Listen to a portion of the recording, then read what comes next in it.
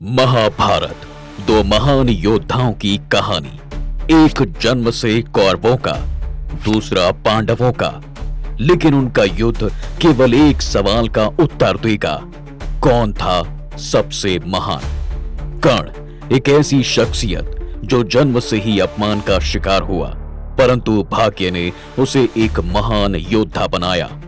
अर्जुन पांडवों का सबसे वीर योद्धा, जिसने हर युद्ध में अपनी वीरता से इतिहास रचा। दोनों योद्धाओं के बीच बढ़ता हुआ द्वंद्व। क्या वो अपने सम्मान की खातिर लड़ेंगे या खुद को साबित करने के लिए? पैदा होते ही अनाथ, राज परिवार से होने के बाद भी सैनिकों जैसा जीवन, लेकिन कर्ण के संघर्ष ने उसे महान बनाया। दूसरी तरफ अर्जुन का दिल उसकी सबसे बड़ी ताकत है, लेकिन क्या ये ताकत युद्ध में उसकी मदद करेगी? कर्ण और अर्जुन दो महान योद्धा, जिनकी कहानी कभी नहीं भूली जाएगी। महाभारत में हर योद्धा अपनी वीरता की एक अमिट छाप छोड़ गया, लेकिन जब बात आती है महान धनुर्धरों की, तो दो नाम सबसे अधिक चर्चित होते हैं, अर्जुन और कर्ण। कुछ लोग अर्जुन को महान मानते हैं तो कुछ लोग कर्ण को बेहतर समझते हैं, मगर इन दोनों में से सचमुच कौन था युद्ध भूमि का सच्चा महारथी? चलिए इस सवाल का जवाब ढूंढते हैं। महाभारत भीष्म पर्व अध्याय 48 के श्लोक में बताया गया है कि कर्ण के पास था इंद्र द्वारा दिया गया शक्तिशाली वज्र, और अर्जुन के पास थे गांडीव और पशुपतास्त्र जैसे दिव्य अस्त्र। लेकिन क्या केवल अस्त्र शस्त्र ही किसी को श्रेष्ठ बनाते हैं? नहीं, उसके पीछे होता है अभ्यास, संकल्प और रणनीति। तो क्या कर्ण को छल से मारा गया? क्या कर्ण के साथ अन्याय हुआ? क्या अर्जुन सचमुच कर्ण से कमतर था? चलिए इसे आगे समझते हैं। विराट पर्व। महाभारत के विराट पर्व में जब कीचक वध के बाद सुशर्मा और कौरव सेना ने मिलकर विराट नगर पर हमला कर उनकी गाय चुरा ली थी। उस समय युद्ध व्यूह में फंसकर जब विराट, नरेश और चारों पांडव सुशर्मा से युद्ध कर रहे थे, तब दूसरी ओर से कौरव सेना ने विराट नगर पर हमला कर दिया था।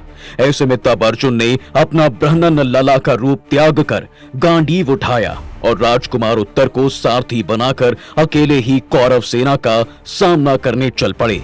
अर्जुन का देवदत्त शंख रणभूमि में गूंज उठा।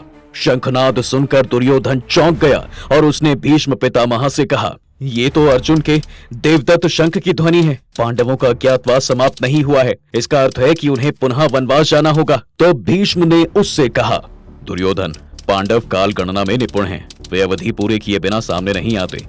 मैं आश्वस्त हूं कि उनका अज्ञातवास पूर्ण हो चुका है, इसलिए ही अर्जुन सामने आया है। अब रणभूमि में कोहराम मच चुका था। अर्जुन ने दुर्योधन पर बाणों की वर्षा कर दी। उसके सैनिक भयभीत होकर भागने लगे और सारी गायें विराट नगर की ओर लौटने लगी। कर्ण, द्रोण और भीष्म जैसे महारथी अर्जुन के सामने आए, लेकिन कोई भी ज्यादा देर तक अर्जुन का मुकाबला नहीं कर सका। कर्ण ने तब अर्जुन को रोकने की पूरी कोशिश की, लेकिन अर्जुन ने उनकी सेना को तहस नहस कर दिया।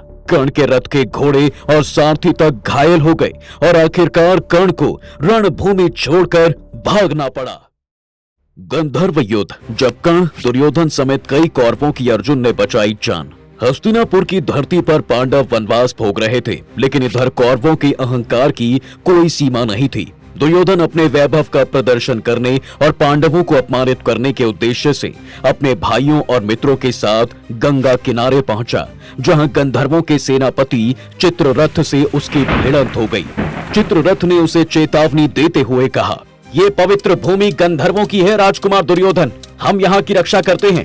यदि आप शांति से बनाए रखेंगे तो आपका स्वागत है, अन्यथा परिणाम भुगतने को तैयार रहें। दुर्योधन ने हंसते हुए कहा, गंधर्वों की भूमि, ये सारा क्षेत्र कुरु साम्राज्य का हिस्सा है।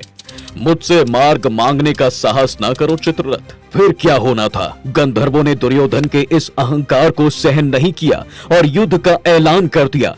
दुर्योधन की सेना ने भी गंधर्वों पर आक्रमण कर दिया, लेकिन ये कोई साधारण युद्ध नहीं था। गंधर्वों के दिव्य अस्त्र शस्त्र और मायावी शक्तियों ने कौरवों को भ्रमित कर दिया। एक एक करके कौरव योद्धा हारते चले गए और गंधर्वों ने दुर्योधन को भी बंदी बना लिया। तब कर्ण दुर्योधन को छुड़ाने आया तो गंधर्वों ने उसे भी हार का स्वाद चखाया, जिसके बाद कर्ण को मैदान छोड़कर भागना पड़ा। इस अपमान की खबर सुनते ही कौरव सेना में हाहाकार मच गया। दुर्योधन को बचाने के लिए कर्ण और अन्य योद्धा भी कुछ न कर सके। तभी समाचार पांडवों तक पहुंचा। ये सुन युधिष्ठिर बोले, भले ही दुर्योधन हमारा शत्रु है, परंतु संकट में पड़े व्यक्ति की सहायता करना क्षत्रिय धर्म है। भीम, अर्जुन, चलो हमें उसे बचाना होगा।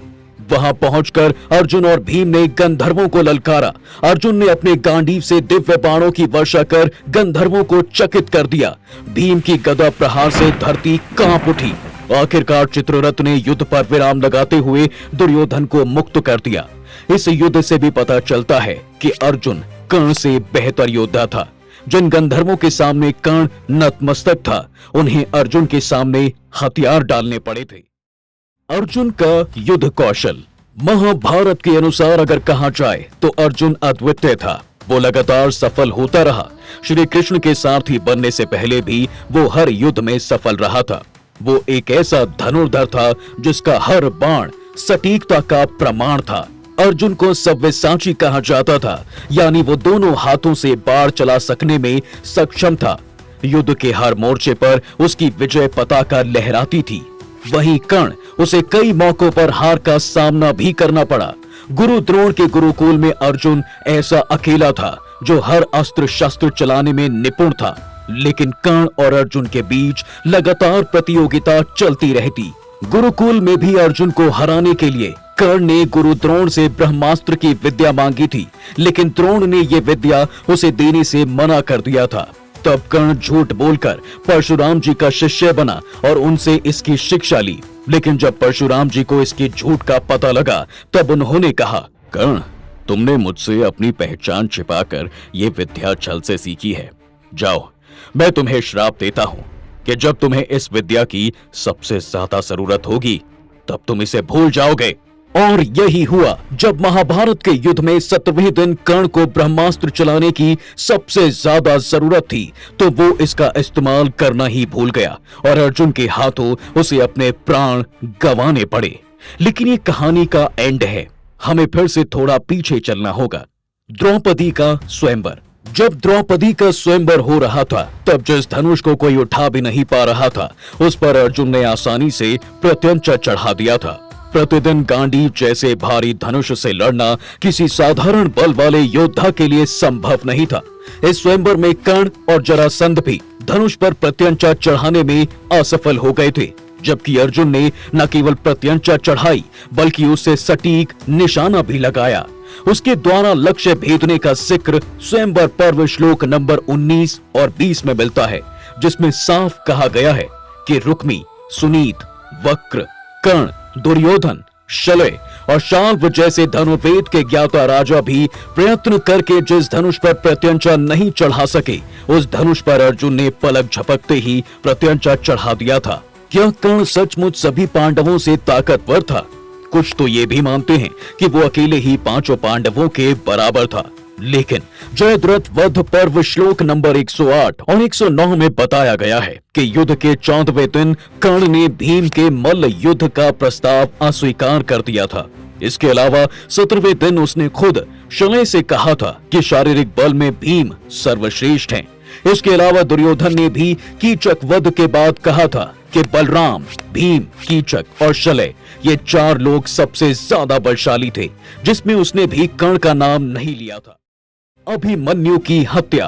टीवी धारावाहिकों में कर्ण को काफी ज्यादा मर्यादित और दानवीर दिखाया जाता है, जबकि उसे पसंद करने वाले लोगों का मानना है कि अर्जुन ने उसे अन्यायपूर्ण तरीके से मारा था, वो भी जब वो निहत्था था और अपने रथ का पहिया निकाल रहा था।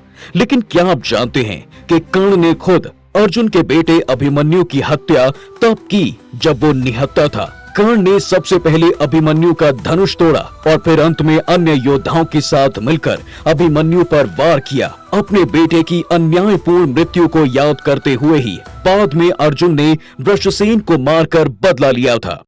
तो दोस्तों, ये थी आज की वीडियो। अगर आपको ये वीडियो अच्छी लगी हो तो इसे लाइक और शेयर जरूर करें। साथ ही कमेंट में हमें जरूर बताएं कि आपको कर्ण और अर्जुन में कौन बड़ा योद्धा लगता है। इसके साथ ही ऐसी अन्य रोचक जानकारियों के लिए सब्सक्राइब करें हमारा चैनल द डिवाइन टेल्स।